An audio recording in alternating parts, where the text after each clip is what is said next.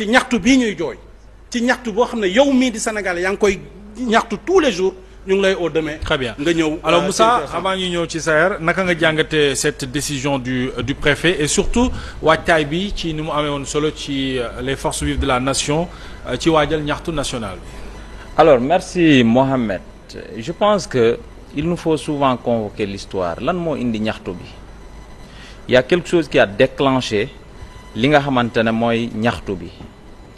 dafa am kenn koo xamante ne wala ñenn ñoo xamante ne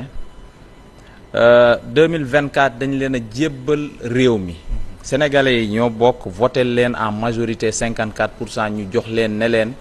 liggéeyal leen ñu réew mi parce que nag da ngeen ne réew mi doxul ñi fi nekkoon mënuñu jox nañ leen ko pour ngeen liggéey réew mi 54% c'était hier on n'a même pas encore fait pratiquement 2 ans ngeen war a liggéeyal jeunes yi may leen xëy ngeen war a liggéeyal baykat yi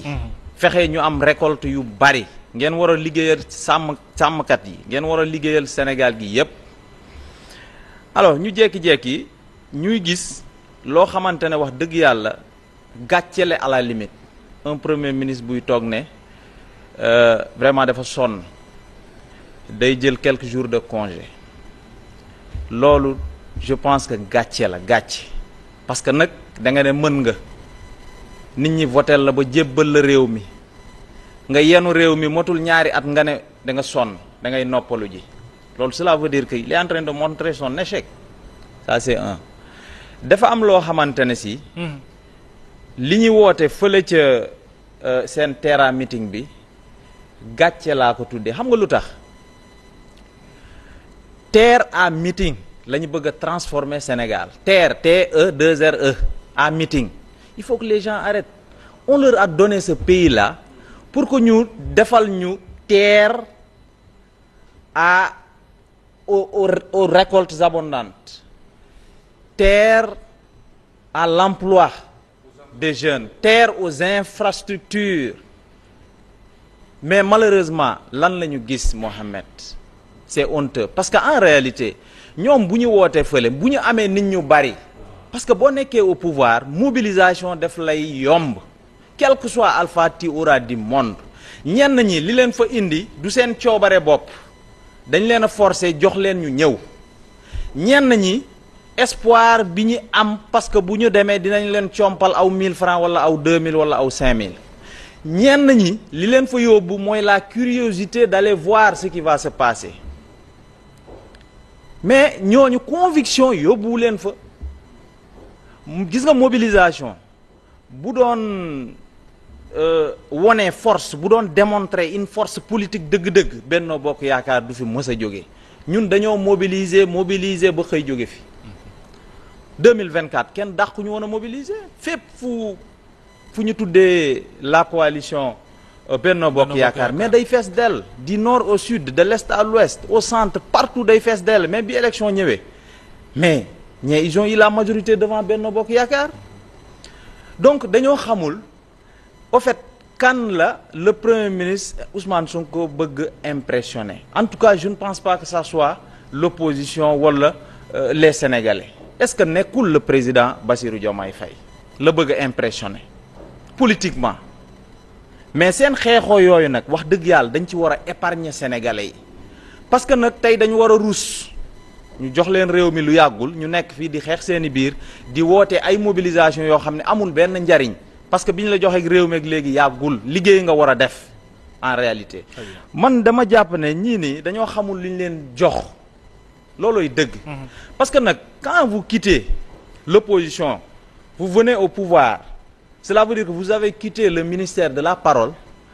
maintenant c'est le ministère de l'action dañ leen a jébbal leng yi pour ngeen mën a liggéey nekk sur le terrain faj jafe-jafe askan wi mais yéen vous êtes là à mobiliser des gens pourquoi faire en réalité pourquoi faire c'est la grande question moo waral ñaxtu bi oui. ñun au niveau de l'Alliance pour la République on est membre dans toutes les initiatives de l'opposition oui. parce que nag dañu xam ne li fi nekk tabaxul kër li fi nekk en tout cas li ñu jot a gis ñu def ñoom dalul suñu xel te dalul xelu askan wi aussi parce que nag on commence à voir ce qui se passe au niveau dans la rue parce que ñaxtu bi booy xool ni mu ñëwee c'est d'une manière spontanée loolu bu amul woon peut-être ñaxtu bi du am te pourtant ñaxtu bi moo gën a am sens foofu que li ñu woote fële. parce que sénégalais yi ñooy ñëw. parce que sénégalais yi ñooy ñëw. wax seeni jafe marchands ambulants yi étudiants yi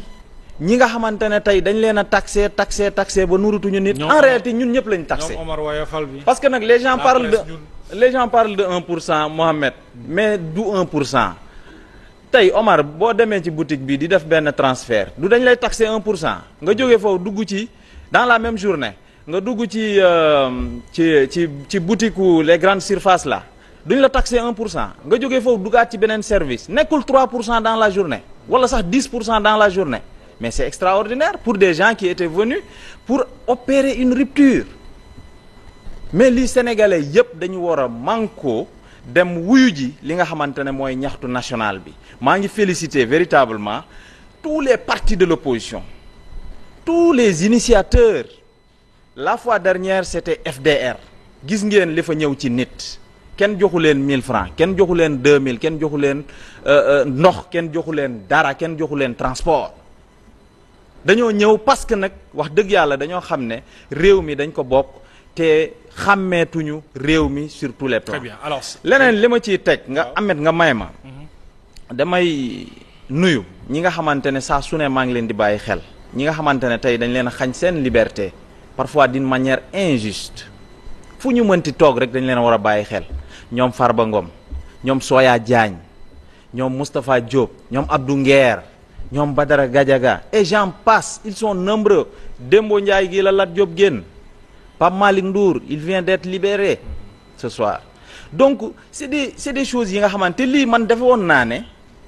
lii dootu fi amati parce que ñoom loolu la ñu jaayoon loolu lañ jaayoon sénégalais yi mais malheureusement bi ñu ñëwee ak léegi ban rupture moo fi am loolu laa doon waxtaan ak benn sénégalais ma ne ko aujourd'hui changement am na d'accord ñii jógee nañ fi ñii ñëw nañ mais par exemple au fin fond là-bas où tu habites là xoolal ma lan lañ fa indi lu bees bi fi président Macky Sall jógeeg léegi y a rien absolument rien xool leen rek ci village yi ci ville yi ci communes yi ci partout quoi dans les départements dans les régions ici même à Dakar lan lañ fi yokk booboog léegi pont yi fi Macky Sall bàyyi woon yooyu ñoo fi ne ba léegi di TER bi moo fi ne ba léegi BRT bi moo fi nekk amul lenn lu ci yokk nekkul sax 1 kilomètre de route wala d'autoroute donc ana rupture bi en réalité c'est la grande question donc aujourd'hui ñoo ngi woo ñëpp autour véritablement de cette initiative là le ñaxtu national que Bougane Gueye Dany a initié que l'opposition a initié que rappel de l'ordre a initié nañu jàpp ne opposition bi benn say lañu kenn waruñu jaxase nañu bokk ndey bokk bàyyi lépp lu ñu woote ak ku ko mënti di woote ñun ñëpp ñu maasandoo dem wuyu ji ko def une forte mobilisation parce que nag gis nga dans un pays il faut une opposition forte li ñu xamul nag ñi nekk ci pouvoir bi pour ñoom ça c'est menaçant pour ñoom mais en réalité opposition daf leen di jàppale quelque part parce que sans l'opposition mais les dégâts vont commencer sans l'opposition il y aura pas d'équilibre c'est comme un véhicule bu amul ay soupape facilement tu es dans le désordre total donc aujourd'hui opposition bi je pense que keroog wane nañ suñu bopp dañu war a continuer di wane suñu bopp chaque semaine sinon chaque 2 semaines sinon chaque mois chaque 2 mois etc. En tout cas l'Alliance pour la République est prête véritablement à répondre à toutes les occasions que opposition yi ñuy woote. Très bien dinañ ci ñëwaat alors Saër ñaxtu national comme son nom l'indique du ay politique rek ñoo fay daje bokk na ci secteur bu mu ci doon doomu Sénégal di fa dund te am jafe-jafe bokk na ci marchand ambulant yi en tout cas yéen a gën a impacté depuis l'avènement de ce nouveau régime ak ay série de déguerpissement yi nga xam ne li mu yàq moo gën a bari lool.